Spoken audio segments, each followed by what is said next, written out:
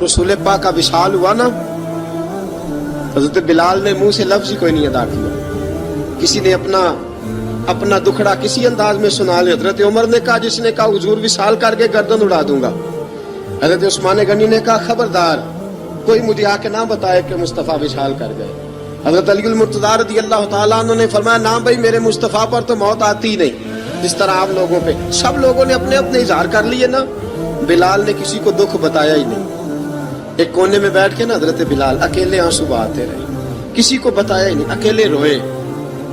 एक शख्स कहने लगा, यार बिलाल बोलता नहीं। कहा, ना बुलाओ इसे।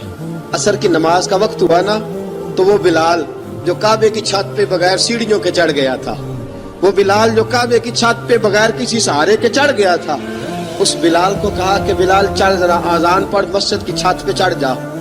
हजरत बिलाल कई बार चढ़े और कई बार गिरे, कई बार चढ़े और कई बार गिरे। हजरत बिलाल हबशी रज़ी अल्लाह ताला ने आवाज दी, कहा, सलमान मेरी मदद करना, मेरी मदद करना, अब मुझसे चढ़ा नहीं जाता, अब मुझसे जाया नहीं जाता। जनाब सलमान फारसी ने भी सवाल नहीं पूछा कि बिलाल तू बीमार है, ये नहीं पूछा।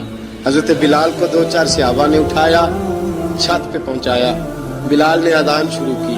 जब कहा ना अल्लाहु अकबर अल्लाहु अकबर, वो आवाज जिसमें बड़ा सोज होता था, बड़ी दर्द, बड़ी बुलंदी होती थी, बड़ा जोश खरोश होता था, आज वो आवाज दब गई। जब बिलाल ने कहा ना अशहदु अल्ला इलाहा इल्लल्लाह, हज़रत बिलाल रज़ी अल्लाह ताला अन्हु ने थोड़ी देर रोक के सांस लिया।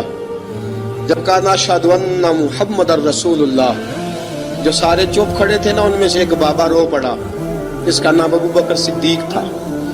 जब हजरत अबू बकर सिद्दीक की आंख में आंसू आया तो हजरत बिलाल छत के ऊपर जमीन पे गिरे, जमीन पे गिरे और कहा, अबू बकर ये ड्यूटी किसी और की लगा दे, ये ड्यूटी किसी और की लगा दे, अब मेरी रूह इजाजत नहीं देती, मुस्तफा करीम के बाद मुझसे अजान नहीं पड़ी जाएगी।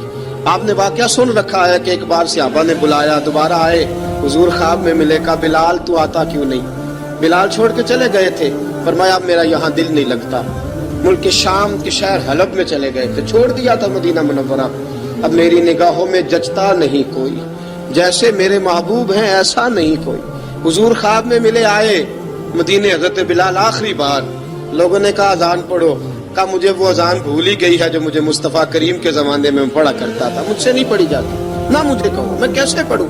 इमाम हसन और हुसैन ने आके दामन थामा ना, तो कहा, बेटा मैं तुम्हारी नानी का भी नौकर रहा हूँ, मैं तुम्हारी माँ की चक्की भी पीसता रहा हूँ, मुझसे कोई फरमाइश ना कर डालना, मैंने नौकरी की है और मुझे अगर अल्लाह ने तौफीक दी तो मैं तुम्हारे बच्चों के पैर भी धोया करूंगा।